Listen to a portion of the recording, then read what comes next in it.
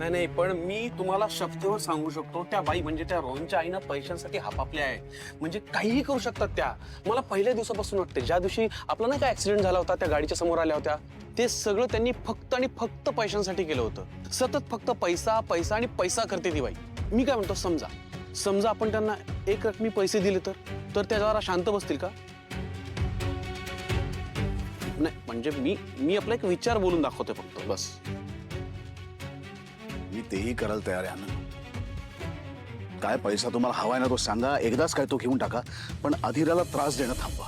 नाही नाही, आदिरेला त्रास वगैरे नाही होणार, आपण आहोत सगळे तिच्या बरोबर. स्वानंदी पण प्रयत्न करतीये ते, मला काहीतरी मार्ग निघेल, ती काढेल. त्यांच्याबद्दल ना बोलायलाच नको. त्यांच्या घरात ना त्या एकट्या शहाण्या निर्दोष, बाकी सगळ्यांचे काही ना काहीतरी प्रॉब्लेम असतातच. दरवेळेस असंच होतं. समर, जाऊ नये निकिता, बघू आपण, बोलू नंतर. चल उद्या भेटू. आजी येते. येतो.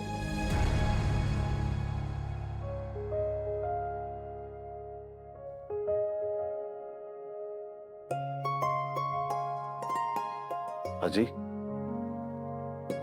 काय ग, बरी आहेस ना? कशी बरी असेल म्हणजे, हे सगळं असं बघितल्यावर कोणाचं डोकं शांत राहील रे? आणि त्यात तू. मी काय केलं आता? अरे तू असं का बोलतो स्वानंदी बद्दल? अजय, आता परत परत तोच विषय सुरू करू नकोस. मला ना विचारल्याची वेळ राहत नाही. म्हणजे बघ, इतकी वर्ष मी तुझ्या लग्नाची वाट बघितली, तुझं लग्न झालं, पण तू सुखी नाहीयेस ना.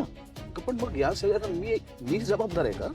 अरे पण प्रत्येक नात्यात दोन माणसं असतात ना पिंट्या. आजी, हे नातं इतर नात्यांसारखं नाहीये, हे नातं वेगळं आहे. मान्य आहे मला. अरे समजतं मला की तुला आणि स्वानंदीला ना खूप ताणतणावातून जायला लागते, पण मग या सगळ्यासाठी तू काय करतोस ते सांग ना तुझ्यातर्फे. म्हणजे नेहमी काय झालं की तू स्वानंदीवरच राग काढतोस. खरं तर तू ठरवूनच टाकलेस रे की तिचं सगळंच चूक असतं.